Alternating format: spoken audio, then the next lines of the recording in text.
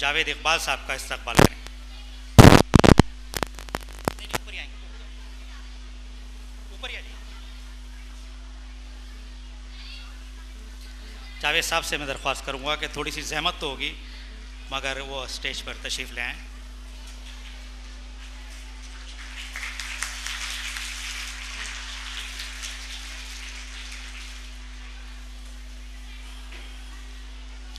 जावेद साहब के लिए कुर्सी नहीं डलवा, एक कुर्सी डलवा, ये डलवा पूरी बिठा दीजिए। अब मैं मोहम्मद जहांगीर साहब से दरख्वास्त करूंगा कि वो स्टेज पर तशरीफ़ लाएं। शहजादी जो एकेडमी की एक छोटी सी बच्ची है वो उनका फूल देकर इस्तकबाल करेगी।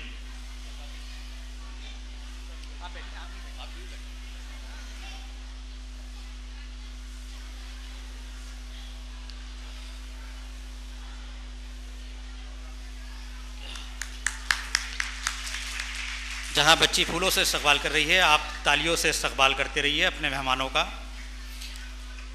अब मैं अपनी मोहतरम टीचर फौजिया से दरख्वास्त करूंगा कि वो स्टेज पर तशरीफ़ लाएं और फारेहा उनका इस्तकबाल करेगी।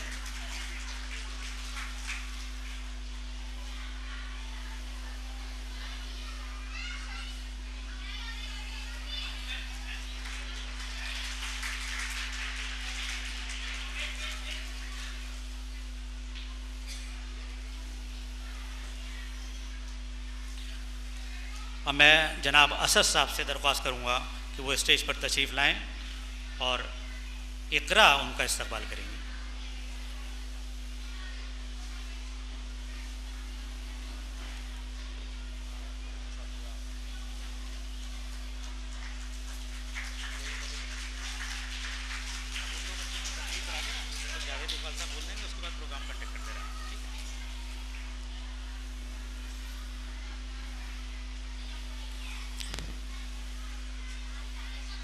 शुक्रिया आप सभी लोगों का।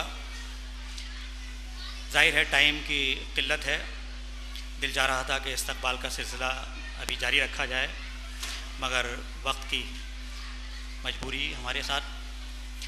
बहुत से बच्चे यहाँ पे अपने कुछ प्रोग्राम पेश करना चाहते हैं और ये वो बच्चे हैं जिनके कोई प्रॉपर ट्रेनिंग नहीं है। यहाँ पे आते हैं समर कैंप में और उस बीच में यहाँ की जो टीचर्स हैं वो इनको छोटी मोटी चीज़ें ट्रेन कराती हैं और वही वो आप सबके सामने पेश करना चाहते हैं। इससे पहले कि वो सब अपने प्रोग्राम पेश करें, मैं चाहूँगा कि आगे की कार्रवाई फरजाना।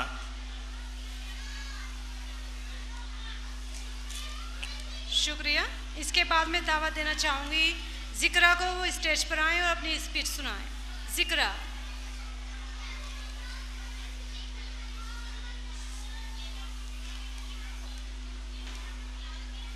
नहमदुहु व नसल्ली अला रसूलिहिल करीम, अम्मा बाद। आऊज़ु बिल्लाहि मिनश शैतानिर रजीम, बिस्मिल्लाहिर रहमानिर रहीम। मुश्किल थे रास्ते आसान हो गए, दुश्मन ये देखकर हैरान हो गए। रखा मेरे नबी ने दुनिया में जब कदम, पत्थर भी कलमा पढ़ के मुसलमान हो गए। अस्सलामु अलैकुम व रहमतुल्लाहि व बरकातुहू। मैं ज़िक्रा कमाल इस मुख्तसर वक्त में मोहब्बत रसूल जैसे मुक़द्दस उन्वान पर गुफ्तगू करना चाहूँगी। मुअज़्ज़ज़ सामीन, इस दुनिया में हज़ारों लोग ऐसे गुजरे हैं जिनको ना हमने देखा है, ना हमसे उनकी कोई रिश्तेदारी रही है और ना हमें उनसे कोई माली या जानी फ़ायदा हासिल हो रहा है, लेकिन इसके बावजूद हम उनसे मोहब्बत करते हैं, उनसे अक़ीदत रखते हैं और उनकी तज़किरे भी करते हैं। हम उनसे मोहब्बत उनके कमालात और खुसूसियात की बिना पर करते हैं। जैसा कि हम हातिम ताई से मोहब्बत करते हैं, हम हातिम ताई से मोहब्बत उसकी सखावत की बिना पर करते हैं। हम बादशाह जहांगीर से मोहब्बत करते हैं, हम बादशाह जहांगीर से मोहब्बत उसके अदल इंसाफ की बिना पर करते हैं। हम इकबाल और गालिब से मोहब्बत करते हैं, हम इकबाल और गालिब से मोहब्बत उनकी इल्म और तालीम की वजह से करते हैं। हम मिस्र की रानी जियोपिटला का नाम लेते हैं तो उसके हुस्न और जमाल की बिना पर लेते हैं। जब हम इन तमाम लोगों से इनकी खुसूसियात और कमालात की बिना पर मोहब्बत कर सकते हैं तो हमें आप सल्लल्लाहु अलैहि वसल्लम की ज़ात से मोहब्बत क्यों ना करनी चाहिए जो इन तमाम कमालात का मजमुआ थी। मैं हातिम ताई की सखावत से तो इनकार नहीं करती, लेकिन हातिम ताई की सखावत भला मेरे नबी की सखावत से कैसे मुकाबला कर सकती है कि जिसने दोस्तों को भी फ़ायदा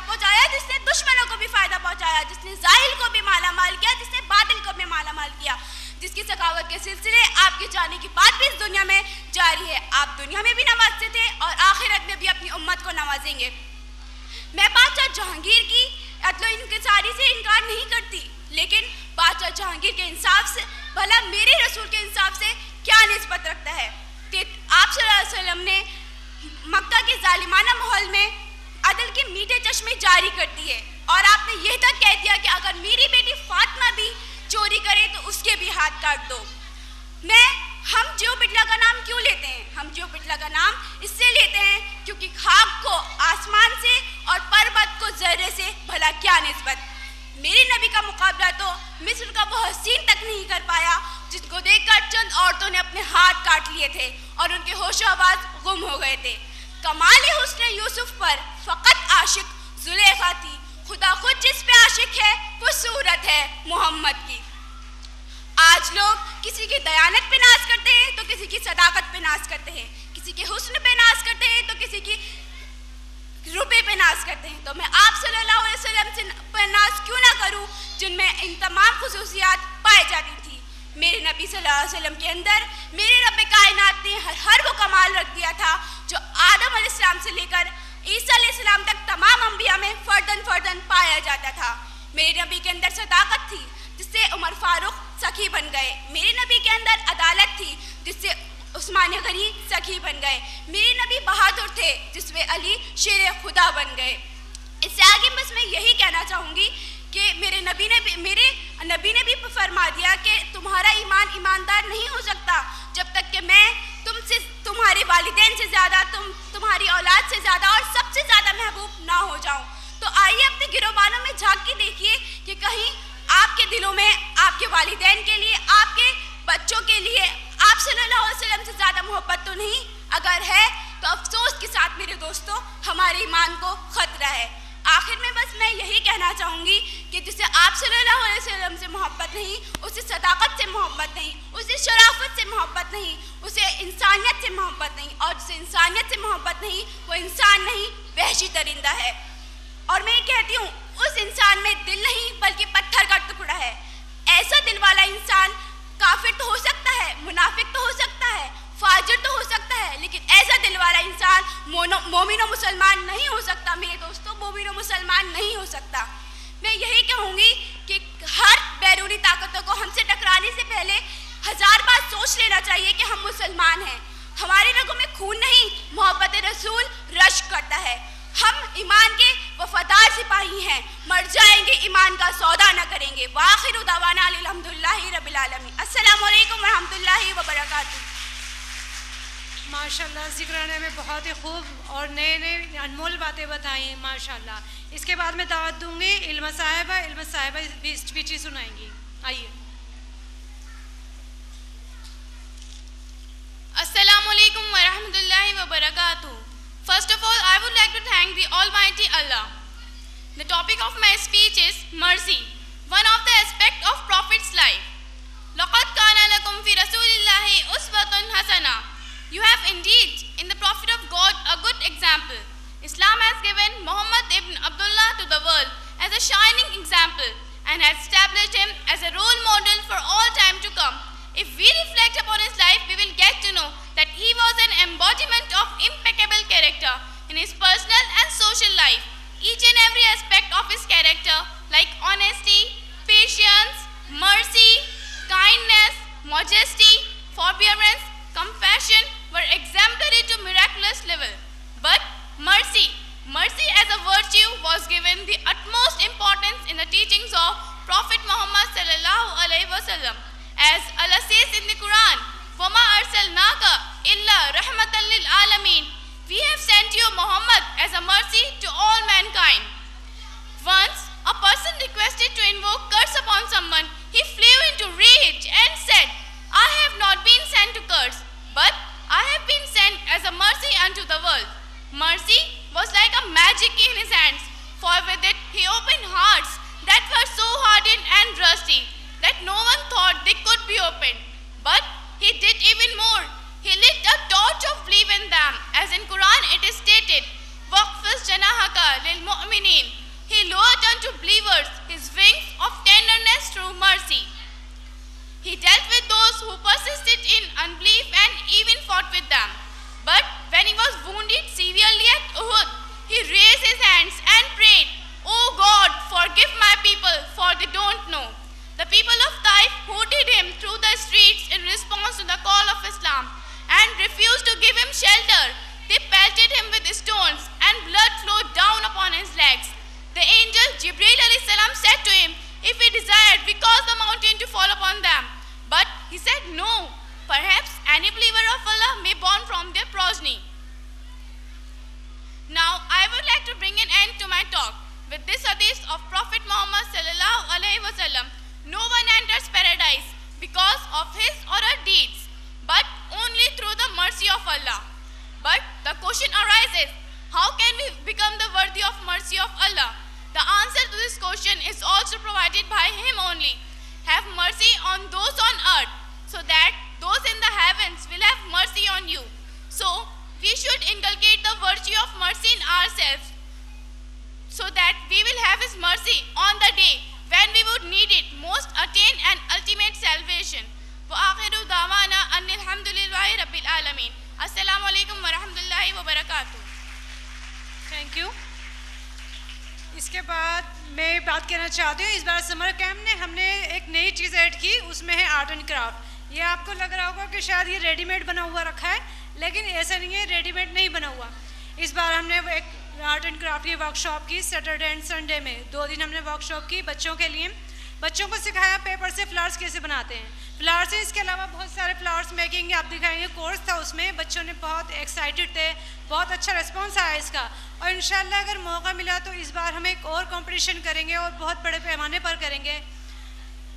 ये सभी फ्लावर्स पेपर्स के बने हुए हैं और जो बच्चों ने इस्लामी समर कैंप में पार्टिसिपेट किया था उन्हीं सभी के बनाया हुआ है, ये हैंडीक्राफ्ट है। तो इन्हीं सब बच्चों के लिए तालियां बजाएं। शुक्रिया। इसके बाद मैं दावत देना चाहूँगी अपने चीफ गेस्ट जावेद इकबाल साहब को कि बस माइक पर आए।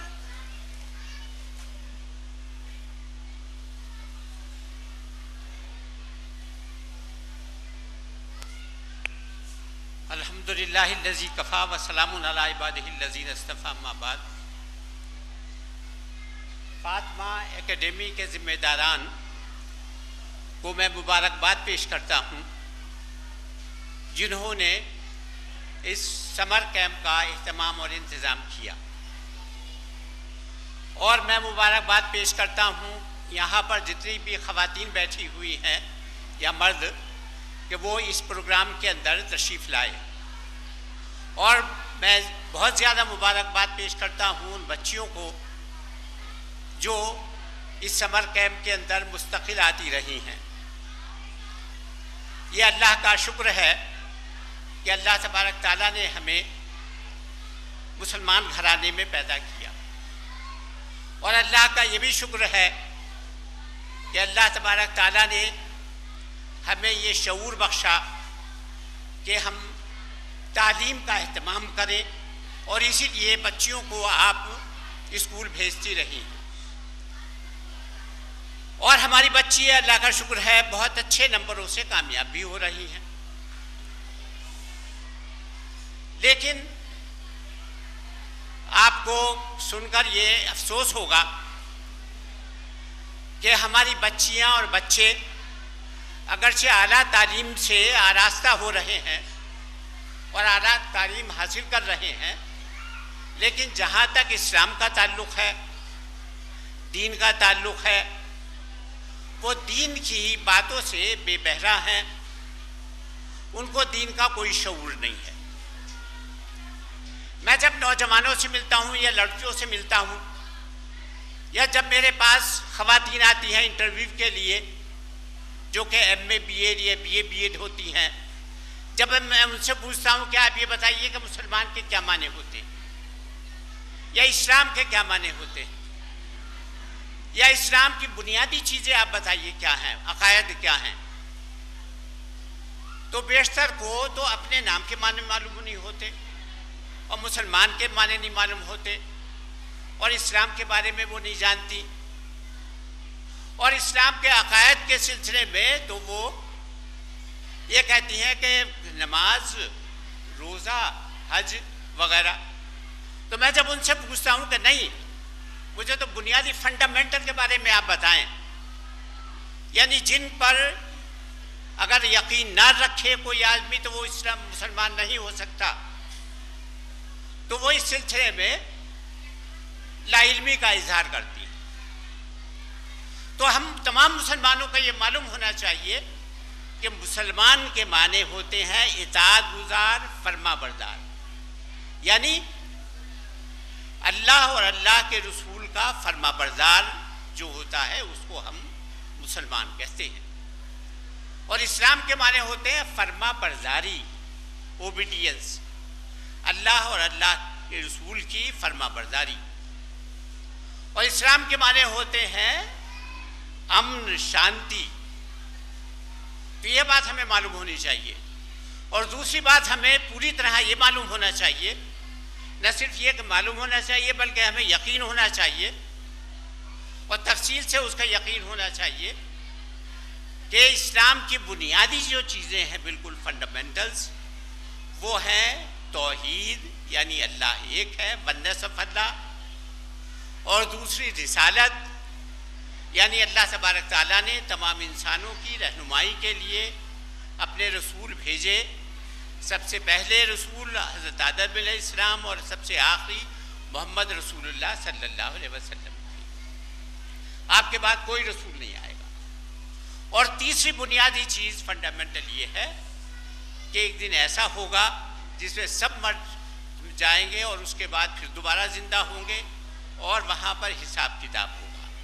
जिन लोगों ने अच्छे काम किए हैं, जो अल्लाह के इताअत गुजार फरमा बरदार रहे हैं, उनको अल्लाह जन्नत में भेज देगा, और जो अल्लाह के बागी और नाफरमा बरदार रहे हैं उनको अल्लाह ताला जहन्नम रसीद कर देगा। ये बुनियादी चीज़ें हैं।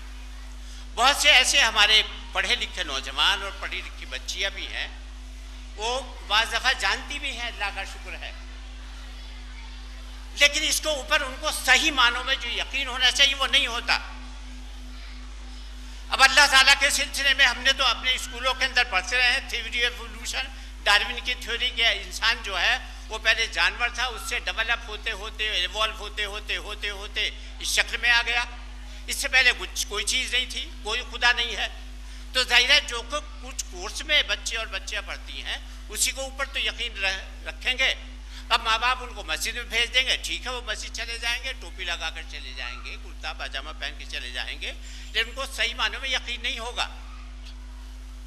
तो हमें इस बात की ज़रूरत है, माँ बाप को भी ज़रूरत है, हमारी टीचर्स को भी ज़रूरत है कि हम ये बताएं कि अल्लाह तबारक ताला एक है और उसी ने हमको पैदा किया है।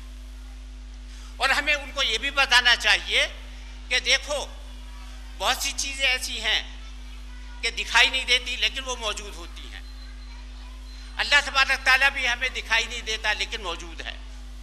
हमने अमेरिका में बहुत से लोग ऐसे नहीं गए लेकिन हम जानते हैं अमेरिका का वजूद है, इंग्लैंड उसका कोई पार्टनर नहीं। और देखिए ये जो कायनात है, ये यूनिवर्स है, ये दुनिया है, दुनिया की तमाम चीज़ें हैं, इसके अंदर एक बला का गैर मामूली नज़्म, एक ऑर्डर पाया जाता है। वो नज़्म और ऑर्डर हमें ये बताता है कि इस पीछे ज़रूर कोई ना कोई क़ुव्वत है जिसको हम अल्लाह कहते हैं। ये ज़मीन घूम रही है, रात दिन बनते हैं, हमें मालूम है कि इस रफ्तार से घूम रही है, 24 घंटे में एक चक्कर लगा लेती है। अगर यही 12 घंटे में चक्कर लगाएगी तो आपको मालूम है कि क्या होगा। 12 घंटे में जब चक्कर लगाएगी तो 24 घंटे का दिन, 24 घंटे की रात होगी, शदीद गर्मी होगी, जो कुछ पौधे रह गए हैं उस गर्मी से वो रात को ख़त्म हो जाएंगे। इसी तरह अल्लाह तबारक ताला ने एक गैर मामूली नज़्म किया है, और वो नज़्म किया है कि सूरज हमारी ज़मीन से 9 करोड़ 30 लाख मील दूर है। अगर ये 1 करोड़ और नीचे को आ जाए तो इतनी सख्त गर्मी होगी कि यहाँ पर इंसान का वजूद बरकरार नहीं रह सकेगा। और अगर ये 1 करोड़ और ऊपर चली जाए तो इतनी ठंड पड़ेगी कि यहाँ पर तमाम चीज़ें जम जाएंगी।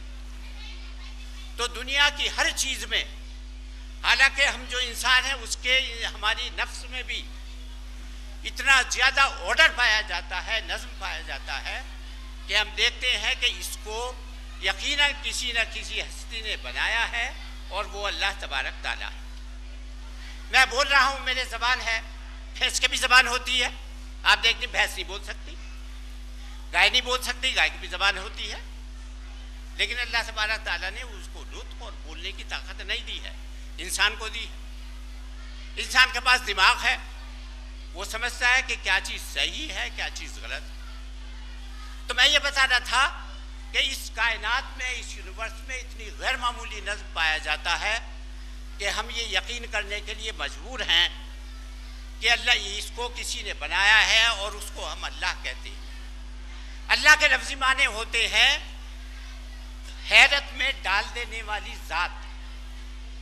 ये कायनात इतनी ज़्यादा मुनज़्ज़म है कि हमें हैरत ही हैरत होती है। अल्लाह तबारक तआला ने इंसान के जब बच्चा पैदा होता है इंसान का, तो हम ये देखते हैं कि माँ उसकी परवरिश करती है और 2-2.5 साल तक बिल्कुल मजबूर होता है बच्चा। अल्लाह तबारक तआला ने जब बच्चे को पैदा किया तो बच्चे को ये भी सिखा दिया कि वो कैसे माँ का दूध पिएगा, ये उसको सिखा दिया अल्लाह तबारक तआला ने। जानवर के बच्चा पैदा होता है, रात को पैदा हुआ और उसके बाद खड़ा हो गया वो। और कभी कभी ऐसा होता है कि घेर में जब बच्चा पैदा होता है जानवर के, भैंस के या गाय के, तो बच्चा निकल कर कहीं भाग भी जाता है। अल्लाह तबारक तआला ने इंसान के बच्चों को इतना मजबूर किया है, माजूर रखा है, ताकि उसके अंदर मोहब्बत पैदा हो जाए। मैं ये बता रहा हूँ कि अल्लाह की ज़ात ऐसी है कि उसी ने तमाम हम लोगों को पैदा किया और उसका शुक्र, उसका एहसान कि उसने नबी भेजे और आखिरी नबी मोहम्मद सल्लल्लाहु अलैहि वसल्लम।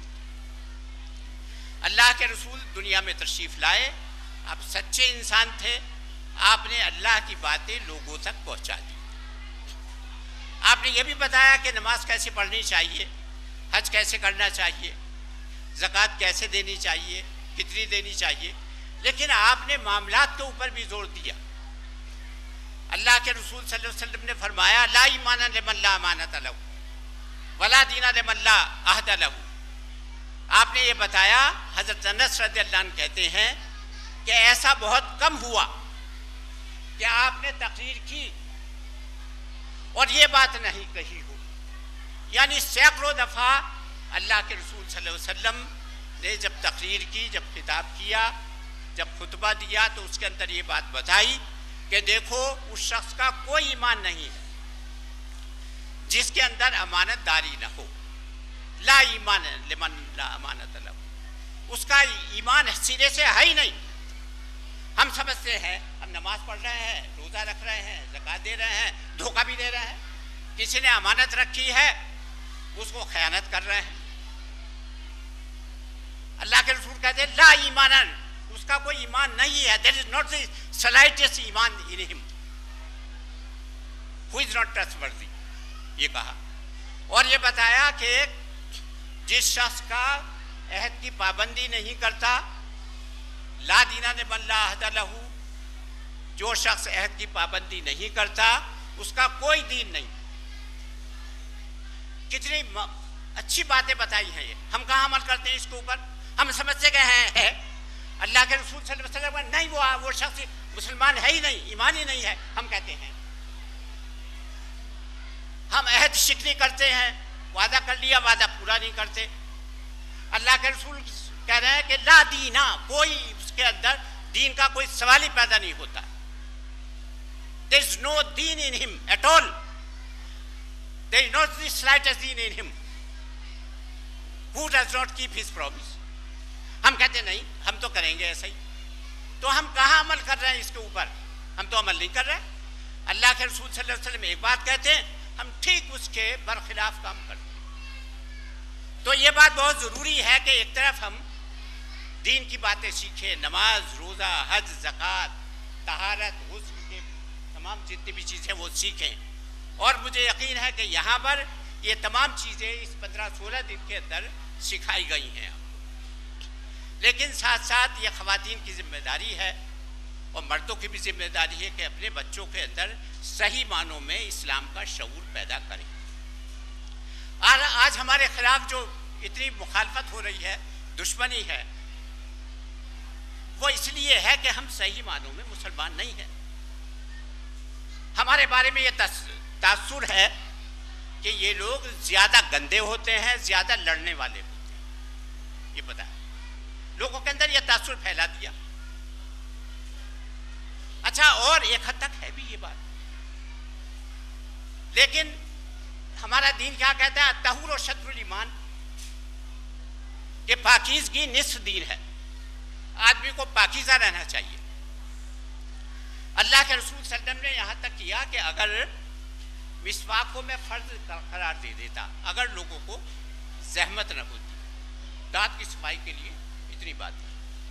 अल्लाह के रसूल सल्लल्लाहु अलैहि वसल्लम ने एक बात फरमाई, देखिए शायद ये पहली दफ़ा आप सुन नहीं होंगी, कि आपने फरमाया अगर किसी शख्स को ये यकीन हो जाए कि वो मरने वाला है, जाहिर है कि जो आदमी बीमार है, बूढ़ा है, बहुत सीरियस किसी मर्ज में मुब्तला होता है, उसको यकीन हो जाता कि वो मरने वाला है। आपने फरमाया अगर किसी को यकीन हो जाए कि वो मरने वाला है तो वो मिसवाक कर ले। सफाई की इतनी ताकीद आपने बताई। लड़ाई के सिलसिले में ये कहा अल्लाह के रसूल सल्लल्लाहु अलैहि वसल्लम ने, देखो कि अल्लाह तबारक तआला अना ज़ईमु बिबैति फी रब्दिल जन्नत लिमन तरकल मिराब व इन काना मुहिक्कन। आपने फरमाया देखो मैं तुम्हें जमानत देता हूं जन्नत की, अगर तुम लड़ाई झगड़ा छोड़ तो जन्नत में घर की तुम्हें जमानत देता हूं। आपने फरमाया, यानी गंदगी से भी इससे ना बताया आपने, लड़ाई झगड़ों को भी मना किया। हम कहें नहीं, हम ऐसे करके रहेंगे, हम लड़ेंगे, हम कटेंगे मरेंगे, इंतशार पैदा करेंगे और गंदे रहेंगे। अल्लाह के रसूल सल्लल्लाहु अलैहि वसल्लम की एक तालीम, हम बिल्कुल उसके दूसरी जानिब जा रहे हैं। तो हमें इस बात की कोशिश करनी चाहिए कि सही मानों में जो इस्लाम है वो उसके ऊपर हम अमल करें। और ये जो तालीम है ये भी बहुत ज़रूरी है। जो आप अपने बच्चों को बैठ, ठीक है आप 10th कराएं, 12th कराएं, ग्रेजुएट बनाएं, इंजीनियर बनाएं, डॉक्टर बनाएं, ठीक है, बिल्कुल ज़रूरी है। इसके अंदर हमें आगे होना चाहिए। पहले हम थे भी बहुत आगे। 1300 के अंदर जब पूरी दुनिया के साइंटिस्टों का जायजा लिया गया तो 90%, 95% साइंटिस्ट मुसलमान थे। उसके बाद धीरे धीरे धीरे धीरे धीरे धीरे ये ज़वाल आता गया।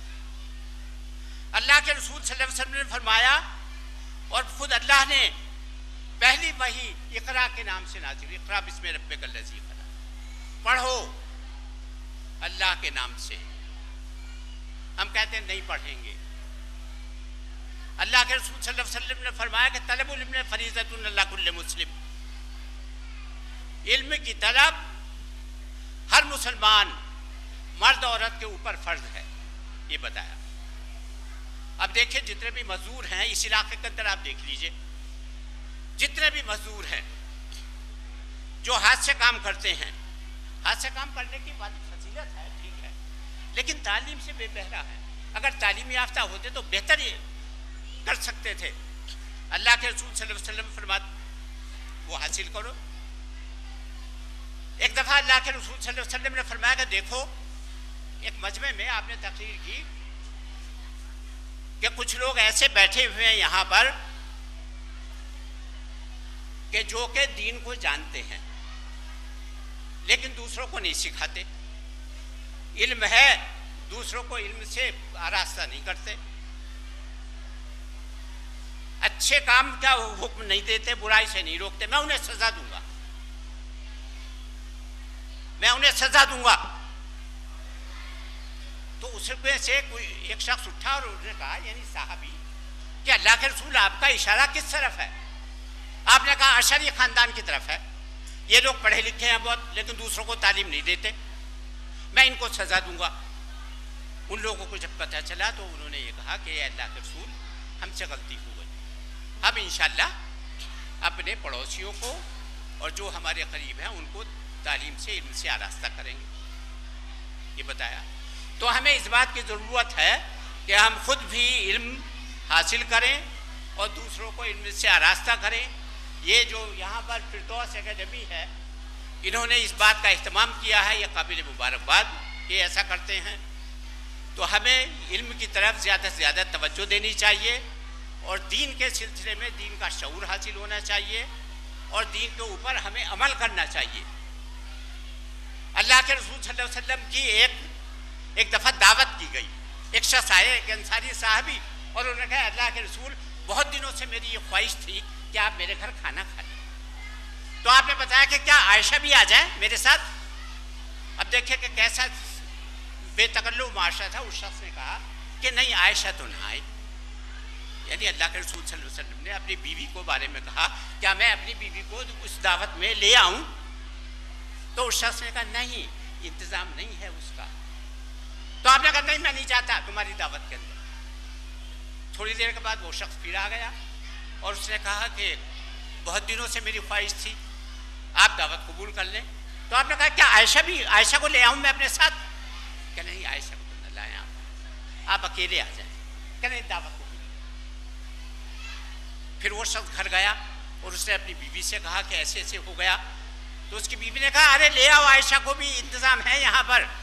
फिर वो तीसरी दफ़ा गया और उसने कहा कि आप मेरे यहाँ तशरीफ़ ले जाइए। आपने कहा क्या आयशा भी आ जाए मेरे साथ? कहाँ आयशा भी आ जाए? तो कह ले दावत कबूल कर ली। तो अल्लाह के रसूल सल्लल्लाहु अलैहि वसल्लम ने देखिए ख़वातीन को इतनी ज़्यादा अहमियत दी है। तो ख़वातीन को इस बात की ज़रूरत है कि वो दीन का शऊर हासिल करें, किताबें पढ़ें, उसके ऊपर अमल करें। मौजूदा ज़माने के अंदर जो बच्चियाँ हमारी पढ़ती हैं वो समझती हैं कि हम ग्रेजुएट हो जाएंगे, पोस्ट ग्रेजुएट हो जाएंगे और हमें सर्टिफिकेट मिल जाएगा, और जब शादी हो गई सारी किताबें एक संदूक में बंद करके रख दी, उसके बाद पढ़ने का कोई सवाल पैदा नहीं होता। तो हमें चाहिए शादी के बाद भी तो करें ना, दीन की किताबें पढ़ें, कुरान पढ़ें, समझ कर पढ़ें। और ये ख़वातीन की बात नहीं कह रहा हूँ मैं, मर्द के लिए भी ज़रूरी है।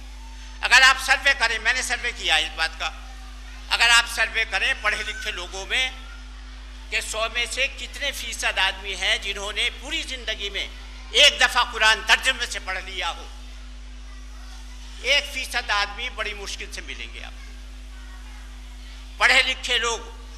और अगर आप पढ़े लिखे लोगों का जायज़ा ले लें, और हम कहते हैं मोहम्मद सल्लल्लाहु अलैहि वसल्लम आखिरी नबी थे, हम उनके ऊपर जान फिदा करते हैं। उनसे अगर पूछे जाए बताओ कोई किताब पढ़ी उनकी सीरत के ऊपर, तो आपको मायूसी होगी उनके जवाब से। तो कुरान पढ़ें, तर्जुमे से पढ़ें। देखिए ये क्या क्या पैगाम ये लाता है, किस बात को कहता है कि ये अमल करें और इस बात को छोड़ दें। और दूसरे सीरत की किताब पढ़ें। हम सीरत की हज़ारों किताबें, लाखों किताबें मौजूद हैं, और पढ़ें, और जो कुछ उसमें लिखा है, जो कुछ हमें बताते हैं मोहम्मद सल्लल्लाहु अलैहि वसल्लम की तालीमात, उसके ऊपर अमल करें। जिन चीज़ से वो कहते हैं छोड़ दें वो छोड़ें। ये जो समर कैंप का इंतज़ाम किया गया है, मैं फिर दोबारा आखिर में मुबारकबाद देता हूँ। और मैं ये इन लोगों से भी कहता हूँ और आप सबसे भी कोई ऐसा इंतज़ाम होना चाहिए हमारी बच्चियों का कि वीकेंड स्कूल हो, सैटरडे संडे को दीन की तालीम हो, कहीं पर यहाँ पर हो, मस्जिद में हो, कहीं पर हो, ऐसा इंतज़ाम होना चाहिए। अल्लाह तबारक व तआला इन तमाम लोगों के ऊपर अपनी रहमत नाजिल फरमाए और आपके ऊपर भी रहमत नाजिल फरमाए। और जो बच्चियाँ यहाँ पर तशरीफ़ लाई हैं, उन्होंने हिस्सा लिया है, उनको लिए भी बहुत बहुत मुबारकबाद और बहुत बहुत दुआएँ, ढेर दुआएँ, बहुत दुआएँ, कितनी दुआएँ, लाखों दुआएँ। आखिर दामाना अल्हम्दुलिल्लाह।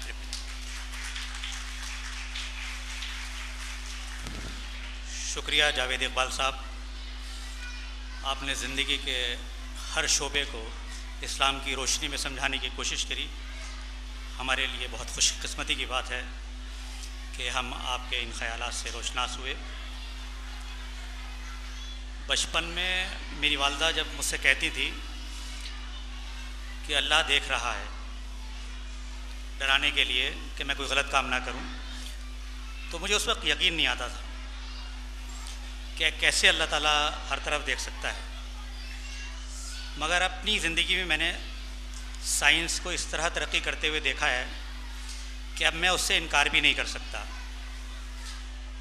एक स्कूल जिसका मैं ज़िम्मेदार हूँ, तो मैंने उसकी ज़िम्मेदारी संभाली, तो वहाँ पे एक प्रपोज़ल आया कि हर क्लास में CCTV कैमरे लगा दिए जाएं। और जब CCTV कैमरे लगा दिए जाए तो वहाँ पे प्रिंसिपल बैठ के या मैनेजर अपने इंटरनेट पे बैठ के कहीं भी हो, वो चाहे वो जहाज़ में भी हो, वो इंटरनेट के ज़रिए से वो प्रिंसिपल अपने कमरे में क्लास के हर बच्चे और हर टीचर की एक्टिविटी देखता रहता है। जब एक इंसान तरक्की करके ये सब कुछ कर सकता है कि वो अपने एक इदारे को कि हर बच्चे पे और हर टीचर पे नज़र रख सकता है, तो ज़ाहिर है अल्लाह ताला के लिए तो हर चीज़ मुमकिन है। तो जो चीज़ें शुरू में हमें नहीं समझ आती थी, साइंस ने आज हमें सब कुछ समझा दिया है और हमारे ईमान को और पुख्ता कर दिया है। जो बात जावेद इकबाल साहब ने कही थी कि हमें बच्चों को दीनी तालीम देनी चाहिए, हम वीकेंड्स के अलावा बीच में हफ्ते में 3 दिन हम बच्चों की क्लासेस लेते हैं दीनी तालीम के सिलसिले में, और उसी के बानकी के तौर पे मैं कुछ बच्चों को बुलाऊंगा जिनसे हमारे एकेडमी के जो चेयरमैन हैं एजाज़ नूर साहब, वो कुछ सवालात करेंगे। उससे आप लोगों को अंदाज़ा होगा कि उनको दीन की कितनी मालूमात है। अब मैं दरख्वास्त करूँगा एजाज़ नूर साहब से और एकेडमी के उन बच्चों से कि वो स्टेज पर आएँ और बताएं उनको दीन के बारे में क्या क्या मालूमात है। अस्सलाम वालेकुम वरहमतुल्लाहि वबरकातुहू। जैसे कि आपको पता है कि पूरे साल रोज़ाना 5 डे मंडे टू फ्राइडे ये बच्चे सारे दोपहर में अलग मकतब कायम है और रात में अलग हैं। बड़े बच्चे रात में पढ़ते हैं, छोटे बच्चे दोपहर में, जिसमें लड़कियां भी 10 साल तक की शामिल हैं। फातिमा एकेडमी मॉडर्न एजुकेशन पे और दीनियात पे दोनों पे काम करती हैं। ये बच्चे रात को तजवीद के साथ, मैं चाहूँगा सब लोग ज़रा खामोश हो जाएं पीछे। कुछ ये बच्चे जो रोज़ाना सीखते हैं आपको कुछ सुनाना चाहते हैं। अभी बात चल रही थी कि लड़कियों पे ही ये समर कैम्प है, लेकिन लड़कों का भी समर कैम्प होता है जो अभी इसके बाद शुरू होगा। रोज़ाना जो बच्चे लड़के जो हमारे कंट्रोल में हैं, रात में पढ़ते हैं, इनका कुछ डेमो आपको दिखाना चाहते हैं। पीछे से सब खामोश हैं बच्चे, क्योंकि बहुत परेशान हैं। 20 टीचरें हैं, 20 ग्रुप हैं, ये सब अपने अपने रिहर्सलें कर रहे हैं। सबको स्पीच से कोई लेना देना नहीं है, बच्चे चाह रहे हैं हमारी परफॉर्मेंस हो जाए। तो मैं थोड़ा सा बस 5 मिनट खामोश हो जाइए, फिर आप लोगों के जितने भी प्ले तैयार हैं, जितनी भी अपनी स्पीचेस तैयार हैं, वो पूरी हो जाएंगी। पीछे से बहुत अब भी आवाज़ आ रही है बच्चों। ये बताइए, अजान जब होती है तो हमें क्या करना चाहिए?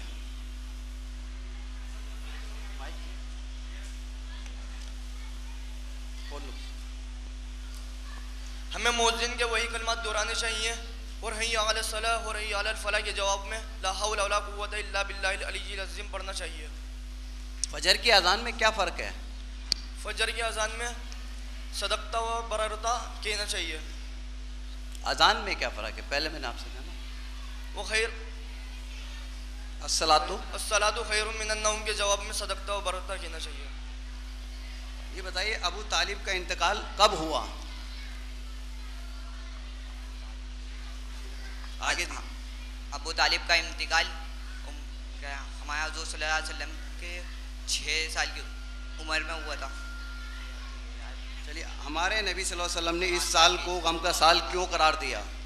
इस साल को गम का साल इसलिए कहा जाता है क्योंकि इसमें आपके चचा अबू तालिब का इंतकाल हुआ था और इस साल ही आपके ज़ौजाए मोहतरम हज़रत खदीजा रज़ियल्लाहु तआला अन्हा का भी इंतकाल हुआ। आज़ान के बाद की दुआ सुना है। आज़ान के बाद की दुआ। अज़ान के बाद की दुआ, अल्लाहुम्मा रब्ब हाज़िहि दावतित ताम्मा वस्सलातिल क़ाइमा आति मुहम्मदनिल वसीलता वल फ़ज़ीला वबअसहु मक़ामम महमूदनिल लज़ी वअत्ता इन्नका ला तुक़लिफ़ुल मिआद। हज़रत खदीजा ने हमारे प्यारे नबी सल्लल्लाहु अलैहि वसल्लम को निकाह का पैगाम क्यों भेजा? उनकी अमानतदारी और अच्छाई को देखकर। निकाह के वक्त हमारे नबी सल्लल्लाहु अलैहि वसल्लम और हज़रत खदीजा की उम्र क्या थी? हमारे नबी सल्लल्लाहु अलैहि वसल्लम की उम्र 25 साल और हज़रत खदीजा रज़ियल्लाहु तआला अन्हा की उम्र 25 साल थी, वो 40 साल थी। चारों आसमानी फरिश्तों के नाम बताएं, मशहूर आसमानी फरिश्तों। हज़रत जिब्राइल अलैहिस्सलाम, हज़रत मीकाईल अलैहिस्सलाम, हज़रत इस्माईल अलैहिस्सलाम, हज़रत इज़राइल अलैहिस्सलाम। हमारे प्यारे नबी सल्लल्लाहु अलैहि वसल्लम के नाना का नाम क्या है? हमारे प्यारे नबी सल्लल्लाहु अलैहि वसल्लम के नाना का नाम वहाब बिन अब्द मनाफ है। ईशा की नमाज में कितनी रकातें? अयाज आप बताइए, ईशा की नमाज में कितनी रकातें हैं बताइए? 4 सुन्नत गैर मुक्किदा, 4 फ़र्ज़, 2 सुन्नत मुक्किदा, 2 नफिल, 3 वितर वाजिब, 2 नफिल। मौक़िदा और गैर मौक़िदा में क्या फ़र्क है? मौक़िदा में फ़र्क है कि इसको पढ़नी ज़रूरी होती है, अगर ये नहीं पढ़ेंगे तो गुनाह मिलेगा। ये बच्चे इनको मतलब थोड़ा घबराए हुए हैं, इनकी कोई रिहर्सल या कुछ तैयारी नहीं है, घबराए, इनको प्ले तैयार कर रखा है, इनको बीच में क्वेश्चन आंसर के लिए तैयार करा था बीच में। वैसे ये इनकी रात में जो पढ़ाई होती है तजवीद के साथ कुरान पाक पढ़ रहे हैं, मखारिज को देख के, उसके बाद इनकी नमाज को बिल्कुल दुरुस्त कराया जाता है। उसके अलावा इनकी जनरल नॉलेज को बढ़ाया जाता है। जनरल नॉलेज में इनको 300-400 के सवालों के तकरीबन आंसर आते हैं। अब मैं चाहूँगा कि बच्चे बहुत परेशान हैं, मैं भाई तो ये आप सूरह फातिहा आयात सूरह फातिहा की क़िरात करके बताओ। अऊज़ु बिल्लाहि मिनश शैतानिर रजीम,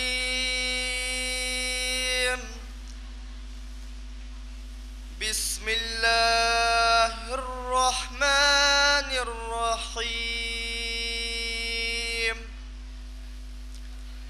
अल्हम्दुलिल्लाहि रब्बिल आलमीन, अर्रहमानिर रहीम, मालिक यौमिद्दीन, इय्याका नअबुदु व इय्याका नस्तईन, इहदिनस सिरातल मुस्तकीम, सिरातल लज़ीना अनअमता अलैहिम गैरिल मग़ज़ूबि अलैहिम वलद्दॉल्लीन।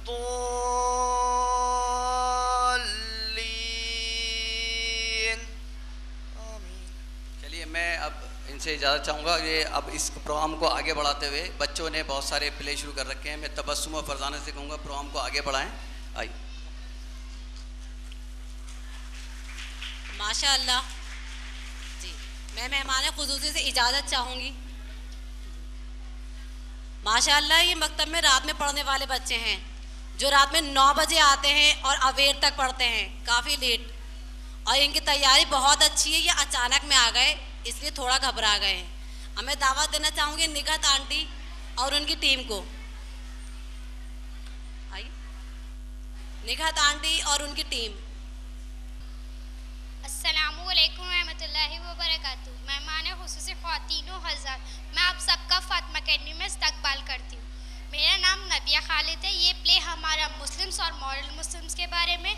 हम आपको ये पैगाम देना चाहते हैं कि आजकल मॉडर्न मुस्लिम्स अपने अल्लाह ताला के तरीक़ों को भूल चुके हैं और अपने मॉडर्न तरीक़ों को अपना रहे हैं, फैशनेबल बन रहे हैं। ये मेरी बहन है, आपको मॉडर्न तरीक़ों के बारे में बताएंगी, ये इस्लामिक तरीक़ों के बारे में बताएंगी। अस्सलामुअलैकुम वरहमतुल्लाहि वबरकातुहू। मेरा नाम नाजिया है। इस्लाम में मॉडर्न पहनावे को मना किया गया है, इसलिए हम सीधे सादे लिबास में रहते हैं। ऐसा लिबास नहीं पहनना चाहिए जिसमें मर्द की शाबत आए। हाय, माय नेम इज़ खुशी। Good day for you. हम आज की जनरेशन हैं, हमें जीन्स पहनना पसंद है। जीन्स और शलवार में कोई फ़र्क नहीं है, इसलिए हम जीन्स पहनते हैं। अस्सलामुअलैकुम वरहमतुल्लाहि वबरकातुहू। हम पर्दे में रहते हैं। पर्दे में रहकर हम कई बुरे कामों से बच सकते हैं। पर्दे में रहकर हम अच्छी से अच्छी तालीम हासिल कर सकते हैं।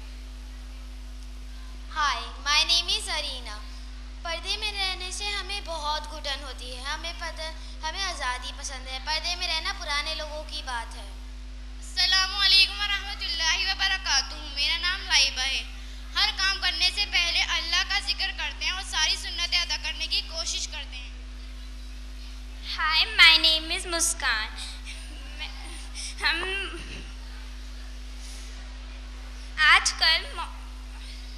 आजकल कंपटीशन का दौर है। अच्छी से अच्छी परसेंटेज लाने के लिए हमें स्टडीज़ करनी चाहिए, वरना हम आगे नहीं बढ़ पाएंगे। वैसे इसलिए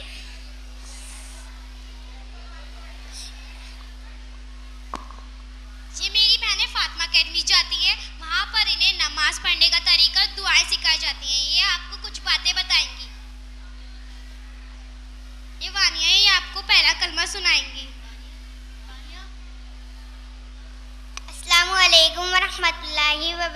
वबरकातुहू। मेरा नाम वानिया है। मैं पहला कलमा सुनाऊंगी। पहला कलमा तैयब। तैयब माने पाक, ला इलाहा इल्लल्लाह मुहम्मदुर रसूलुल्लाह। तर्जुमा, अल्लाह एक है, अल्लाह के सिवा कोई माबूद नहीं, मोहम्मद सल्लल्लाहु अलैहि वसल्लम अल्लाह के रसूल हैं। अस्सलामु अलैकुम। ये लाइबा आपको सारे महीनों के नाम बताएंगी। अस्सलामु अलैकुम वरहमतुल्लाहि वबरकातुहू। मेरा नाम लाइबा है। मैं आपको इस्लामी महीने सुनाऊंगी। पहला मुहर्रमुल हराम, दूसरा सफ़रुल मुज़फ़्फ़र, तीसरा रब्बिउल अव्वल, चौथा रब्बिउल आखिर, पांचवा जुमादुल ऊला, छठा जुमादुस सानिया, सातवां रजबुल मुरज्जब,